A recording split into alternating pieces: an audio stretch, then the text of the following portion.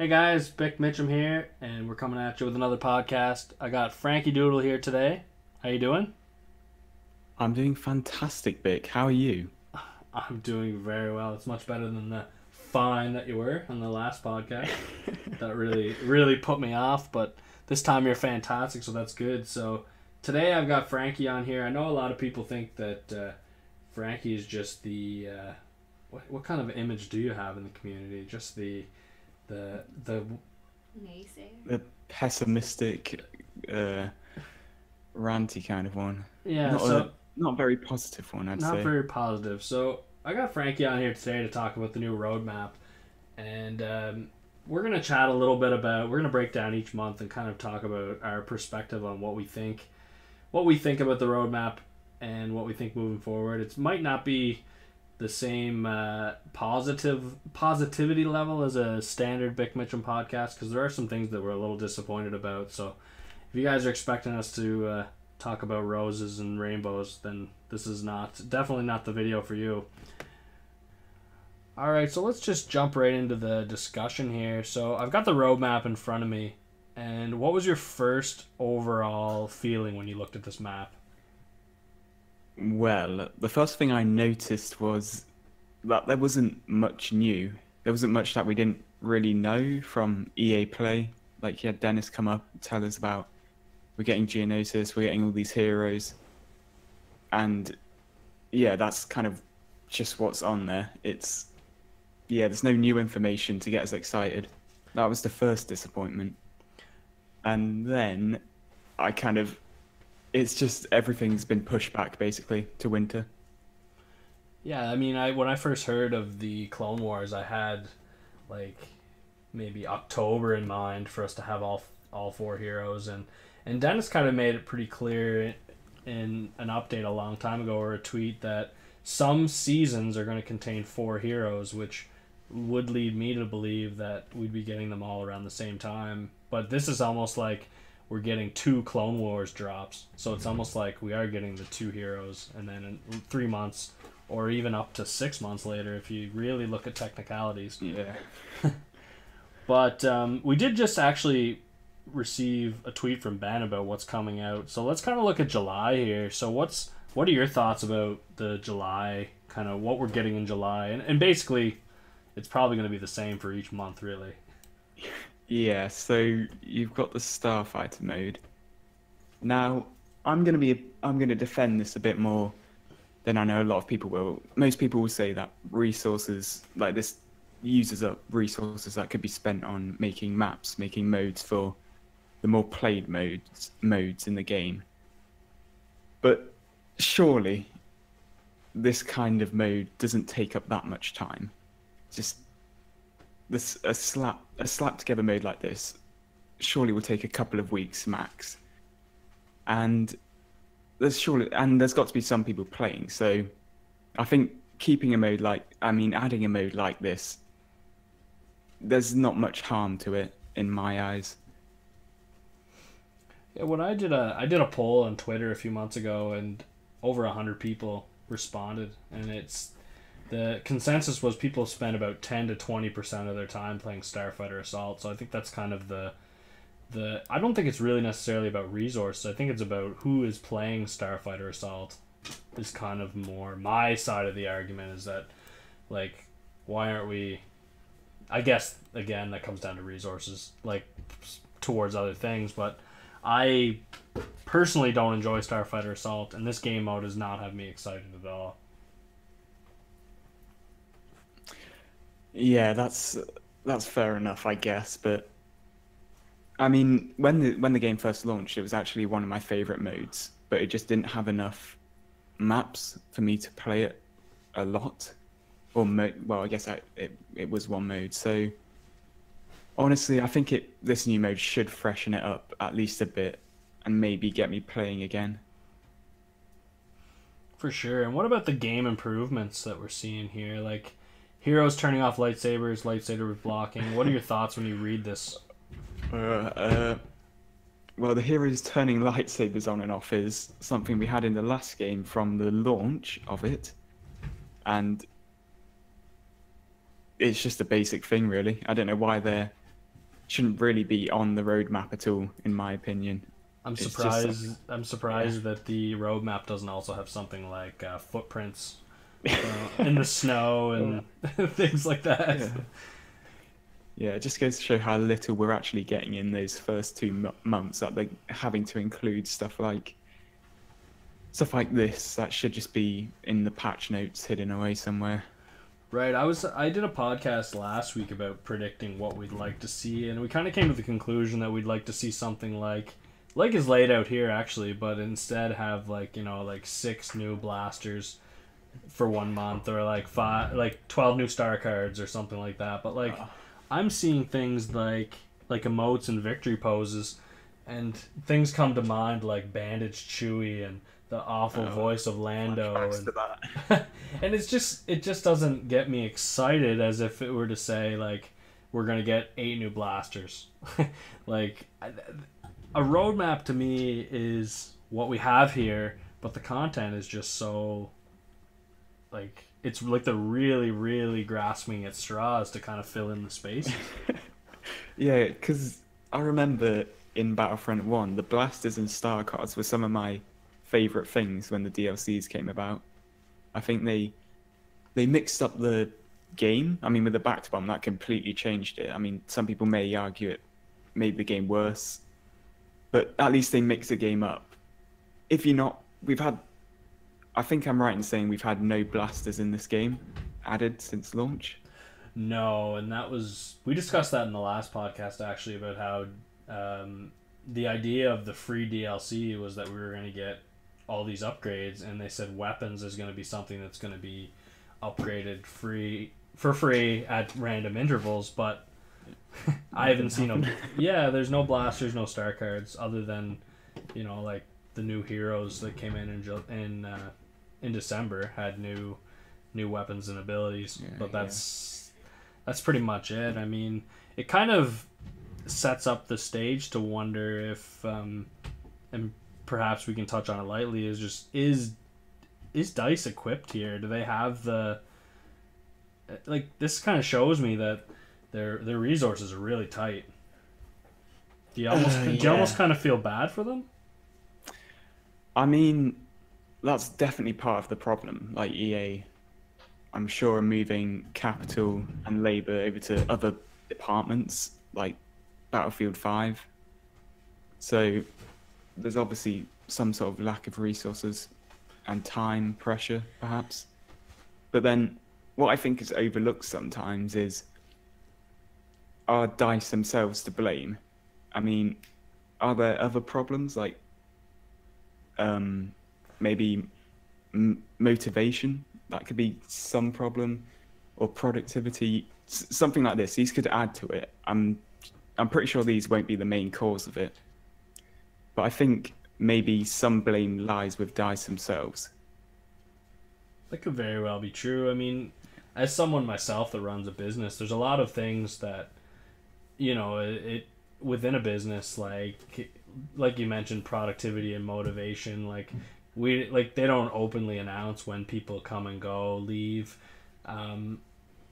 When people decide, they need 6 weeks of stress leave, or do you know what I mean? Like, we don't know what problems lie within the walls of that business. So I mean, I think ultimately it ties back to the resource problem, is that they have the resources are strung out as they are, and if the people they have, like you mentioned, are not motivated or productive, then we're definitely going to see some problems. I mean, one of the things I look at is when I look at these dates, is that it kind of, when it says July, like, I'm wondering, are they aiming for the start of July, and then if something goes wrong, they have the 3 weeks to make up for it?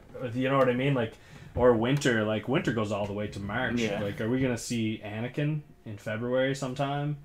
Like, yeah, I guess it's for delays, so they have a bit of buffer time if they need some extra time. Seems kind of sensible, but then again, I know a lot of people want more specific dates, so they just some more information, so they know when exactly new content is coming. Right. Do you think that maybe the DICE doesn't fully understand the live service concept? Like, what is something like comparable with Battlefield? I'm not 100% familiar with it, but are they? Do they not know how to do this? Well, the game the game that springs to mind when you think of a live service is Fortnite. I know I mean, they're in direct competition, Battlefront 2 and Fortnite. They're competing for the same consumer base. They're in the same market. So I think it's definitely valid to compare them. And Fortnite, for me, is the perfect example of a live service done right. They have weekly updates, even more than weekly. I mean, when the Thanos game mode dropped, they updated it on the same day because they had a few issues, and there's like content like a few times a week, skins and weapons and limited time modes. Nice. Well, that was an interesting interruption, and I'm not so sure I really even know where we were at, but we can. I guess we were talking about the live service and yeah, I mean it all comes back to Disney. Like, there's just so many variables with Battlefront, but if Fortnite can have an update weekly, like why are we like Battlefront's like monthly, and we're looking at like less than a weekly update in some cases as compared to Fortnite. It's I mean, I'm all for the game. I mean, I know I put out a lot of positive tweets. I look forward to DICE working out and smoothing this all out, but this roadmap's really been a roadblock of sorts for me, and especially considering they said this is like a roadmap to a roadmap, essentially, that there's more to come, and that this is just what's guaranteed at this point. Yeah, they did say that when we get closer to the actual events, it'll be in more detail. We'll get more information.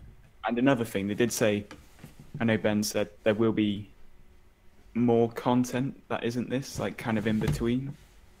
And to me, I think that means like old maps being brought back. Okay. And I know a lot of people. There's mixed feelings about that. Yeah, I mean, if I was gonna have either an old map or nothing, I would take the old map. But I mean, I would rather one new map versus 3 old maps. Really, like I want to see some new maps. Yeah, and then there's the argument like if those resources that time could have been used to make the new maps, and so yeah, it's kind of like a tough situation, really. Well, I'm kind of under the idea that I did pay for the last game already, and I paid for all the DLCs. So if this game is supposedly free DLC and I'm getting stuff I already paid for in a previous game, that's kind of cause for concern in my opinion. Yeah, definitely understand that. So let's draw our attention here to the large scale game mode. That's, I think, like the wild card of this roadmap, because it really is just what it says. There's no, it leaves it open to be anything, like a 50 versus 50, which Dennis just recently said no. But like, what about Conquest? Do you think that's what this is, and they just couldn't confirm that that's what it was? I think most likely, yes, this is going to be Conquest or some kind of iteration of Conquest. The basis is going to be capturing zones around the map, kind of like in Battlefield and the old Battlefronts. And this is actually even more than the new heroes and the new planet. This is the thing that's probably going to get me playing regularly again, because I think possibly the biggest problem for me with Battlefront 2 was that I just thought all the modes, in my opinion, were really...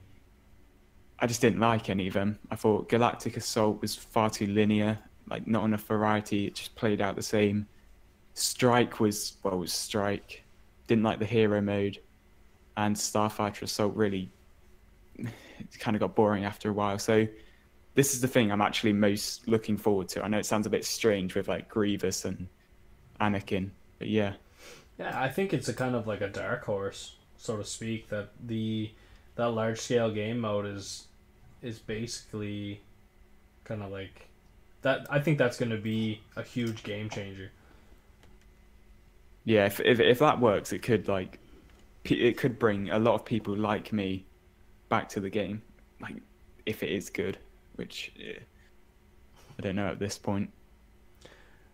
So we see on just a kind of the final thing I'll touch on the roadmap is that it's there's a lot of stress on appearances, and I've mentioned in a few podcasts before, but the prices of those appearances is insane.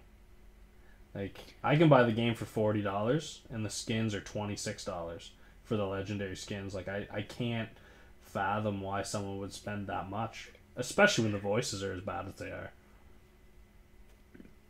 Yeah, to be honest, I've like when I've just been playing it, like since I finished exams, I've been kind of hopping on a few times, and I just can't be bothered with skins because they do cost so much. I think to make them cheap, I think making them cheaper I think it will draw a lot more people to actually buy them. Yeah, I think they'll get a lot more sales. Yeah, that's kind of the. I feel like the key to profit maximization is finding the right price to, get the right amount. I mean, it's $26. I don't know where they came to that number. Is that like they're trying to recover some old costs, or they're looking at how much it costs them to make those skins? I mean, they're essentially a new hero because they have different voices and different. I mean, the Fortnite skins they do cost a lot. Like whatever the V-Bucks, I don't know. Like if you want to get a legendary skin on Fortnite, you'll be paying easily 20 quid. So maybe they're looking at other games on the market, their competitors, maybe pricing it around there. That's what I'd imagine. I just feel like they don't have the player base. Is kind of the way that I look at that. Yeah, so that large scale game mode I think is going to be huge. I bring this up quite often. Like, where are statistics? Like why have we not gotten some form of gratification out of knowing our progress or how we're doing? This is like the most basic thing with any shooter. Like, if you want your shooter to have some kind of competitive edge, you need a stats page. And it doesn't need to be as like in depth as some. Like, it just needs to have that one kind of ratio is kills, deaths, like wins. Wins, yeah. Like, look at Fortnite's like any thumbnail you see for Fortnite, it's like a 1 in 2 chance it's got the amount of wins the person has on it. Or, kill to death ratio. Like, that's how we know. Like, I could post right now. I could say I'm the best Battlefront player in the world, and no one can prove me wrong. Yeah, and it keeps people playing the game. I know a lot of people they kind of obsess over their kill to death ratio. So I mean, it's engaging for players. So it's like there's no reason not to add one. I don't know. It really boggles my mind sometimes. So it kind of like brings up the question, like, do you think after seeing the way that the game has gone since launch that we could go back to a season pass system? I feel like the fan base would be okay with that at this stage. Yes, I think they might, in the next game, they might try to improve on the live service, but to be honest, I prefer the season pass system. Like, I think EA got the wrong end of the stick with the backlash over the Battlefront season pass. Like, I think most people agree that there's no real problem with a season pass itself. It's just that Battlefront 1 had, like, it had 4 maps at launch, 4 big maps. So kind of having that season pass, like, displayed on the front page was a little bit insulting, really. But, like, I have no problem with a season pass if the base game has enough content itself. No, I agree. What about the campaign? Is that, like, that's not on the roadmap or anything? So where is that just done? Yeah. Have we kissed that goodbye? To be honest, I couldn't give anything about that campaign. For me, it's one of the worst, or at least the most mediocre, boring AAA shooter campaigns I've played, like, in the last few years. I I'd rather resources not be devoted to that at all. Like just add some more maps, really. I know some people did like it. I don't know if you did, but I for did. me, I've never played it. I've never even tried it. oh, I've had no interest. Don't waste your time on it. I've had no interest, honestly. Yeah, the mission design is just, oh, it's infuriatingly bad, and like the characters, they're dull. The story's predictable. Yeah, I'd rather they just forget about it, to be honest. Yeah, so I think they had outsourced that to another company, Motive, I believe. Yeah, Or at least they worked a lot on it. So, I mean, yeah, maybe they just kind of recognized that it's really not. Yeah. Because you're not very rushed. You're gonna play through it once. I mean, I didn't, but a lot of people play through it once. You did, I'm sure. Everybody plays through it once, but you can't play through it again, and you can't even up the difficulty and really have a different experience. Especially not that one. If it was, I sometimes play through linear stories like that again, but if they actually made it good, then I could see like them adding actually DLC for that as well. But honestly, there's no point. So perhaps a smart choice on their behalf to kind of, yeah, definitely, just kind of put that to bed, but maybe a choice that they really didn't have, honestly. They just, with the fall of microtransactions at the beginning of the game, there's a huge expectation that the revenues were going to continue, and they lost 5 months of revenue. Yeah, so... Oh, go ahead. Yeah. No, I'm just agreeing with you. I think that was a wise decision. One of the few they've made. Because, I mean, the best or most popular game mode, and I'm saying the best or most popular because I'm just assuming, but I would have to say Galactic Assault's the most popular. Oh, yeah. And yeah, it will be. We haven't received a new Galactic Assault map since Crate. Jesus Christ. That's just... And Crate was in December, and if we don't... We may not receive one. Because I don't see a Galactic Assault map on here, so you have to assume that after the outlash from the community that they're gonna have to go right to work on a Galactic Assault map, because I think Geonosis will have, surely it will have a Galactic Assault map. Surely. I don't see it not having one. Next thing I wanted to talk about was and I've talked about this a few times, and it's just the overall, like, what's your take on the whole Twitter, people reaching out to developers? Like, you yourself are pretty, you can be pretty opinionated at times, to be, like, you know, being honest, and you can point out when something is not done well, but I don't see any Frankie Doodle outlashes to the developers on Twitter. So what's that saying about the community? Well, I don't outlash just because I really don't care about the game all that much, but I think one problem they have with the whole Twitter thing is, yeah, Ben's great with all these updates, with all, like, how he communicates with people, but this should be done with the official EA Star Wars account, because not enough people are seeing this, for sure. So all these community transmissions should be done through and all kind of the responses should be done through the official account, I think.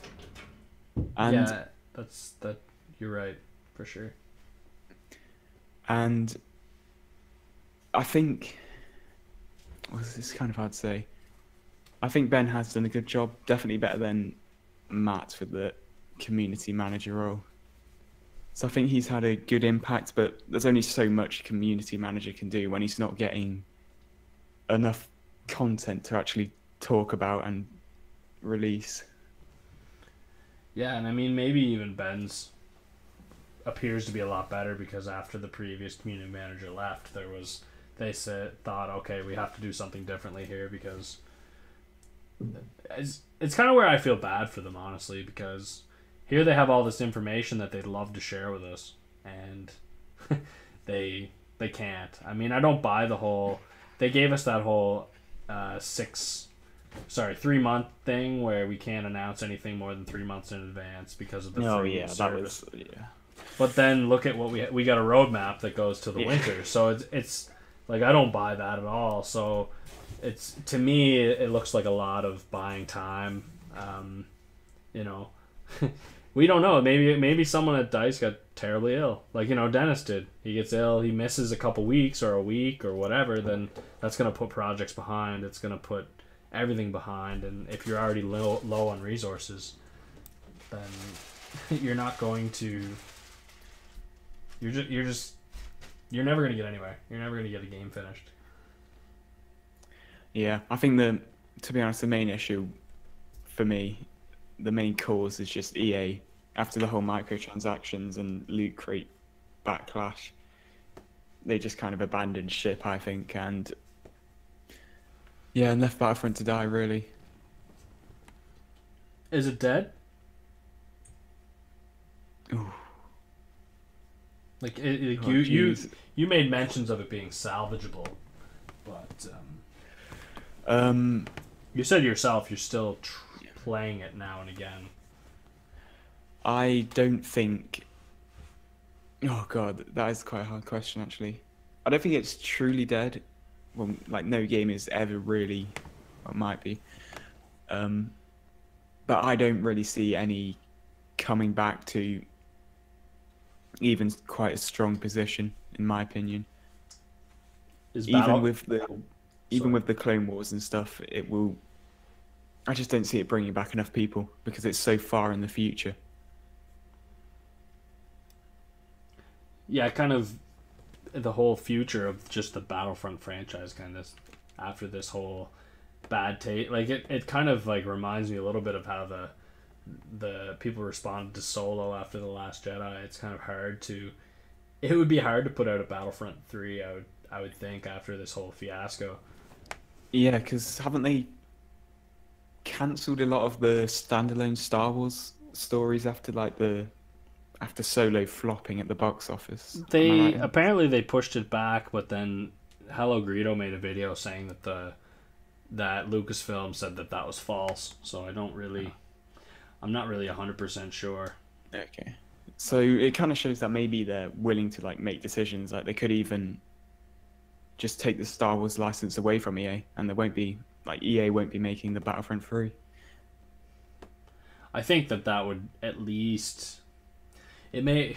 Because, I mean, I don't know how that saying goes. Like, the devil you have is better than the one you don't know. Like, someone could completely ruin Battlefront if it got in the wrong hands, but I think people would be willing to take a gamble. Oh, I'd definitely be willing. Anyone but EA for me is an improvement at the minute. Yeah, I mean, Battlefront 2015, I remember everyone being pretty, tired of the game when the new one was coming out. Oh, this dead game, this is boring. But then, with the pace of Battlefront 2 and just how slow the combat roll is, just everything is so much... How long... I know they're improving the squad system, which we didn't really mention. When's that coming? Is that...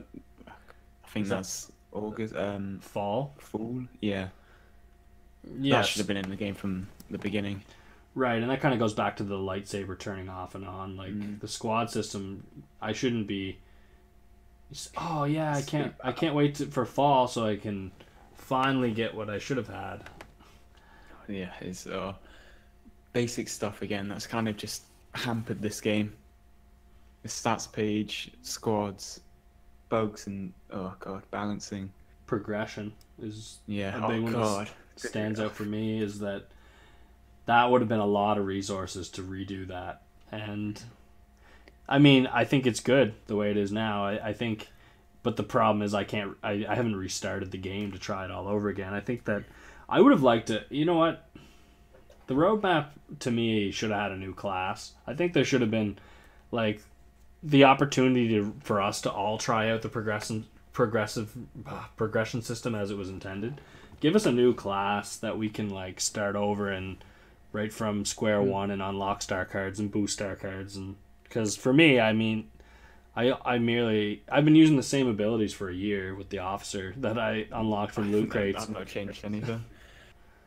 One of the problems I noticed is when kind of playing a few games recently, because I've not been keeping up with any of the... I wasn't keeping up with any of the progression. I didn't really know how it worked. I got into it, this new progression system, and it just seemed to a new player like me, who's just come back after a while, it seemed... I didn't really understand it. It had crates, it had I still had my crafting points and credits. It had new skill points, and there wasn't really an explanation on, like, I didn't see one at least in the game. So for someone like me who didn't keep up with it, it was kind of a shock using it again. Yeah, it's essentially you get skill points and upgrade your star cards, and once you're at a certain rank, you can upgrade it further. It's kind of, yeah, it's a lot better than what it was. Yeah. With what do they call it? Gamble front, they used to call it. That was, oh god. But yeah, I don't really have too much more for today. I was kind of hoping that Battlefront updates would have had a video right after Ben's release to kind of get the whole lowdown. I like the way he summarizes it a lot better. But Yeah. I mean, looking at what we've received so far in 2018, comparing it to Battlefront 2015 and what we will have gained in that 1 year of season passes versus what we'll gain in this game seems a little underwhelming and disappointing. So we even got more free maps in Battlefront 1 compared to this one, because we got the Survivors of Endor and the Hoth map in the year after. So Right. yeah. So this one here, we just got We've literally just had Kessel. reused, rehashed, Yeah. and Kraid, I guess, which is just came back to the game. I was just made aware that it was gone, and apparently it just came back. So. I didn't know that. So that's just it. Maybe the roadmap needs to be something that's like constantly evolving and changing, but it's got to contain something that really excites me. Like that Starfighter mode, maybe, it's not for me, but August there should be, weapons, star cards, like not appearances, game improvements, like victory poses and emotes to unlock with credits and crystals. Like, oh, I'm excited to grind for credits. Like that's not. I'm excited to turn my lightsaber on and off. Oh, I can't wait. I can't wait to make a video about it. But yeah, that's everything I had here today. Just a quickie, nice quick little chat. So we'll be in touch, and we got to get a game going sometime. We should get stream. I might. You might. No. I might. I've been thinking about making a comeback, actually. A Battlefront comeback. Yeah. Okay. But I'm still not sure, because this, like, when the roadmap was being released, but after it released, it kind of put me off the idea. I think people would enjoy it. Maybe. Right. All right. Well, you have a great day, sir. Thanks for joining us. It's been a pleasure. All right. We'll see you again. Yep. See you.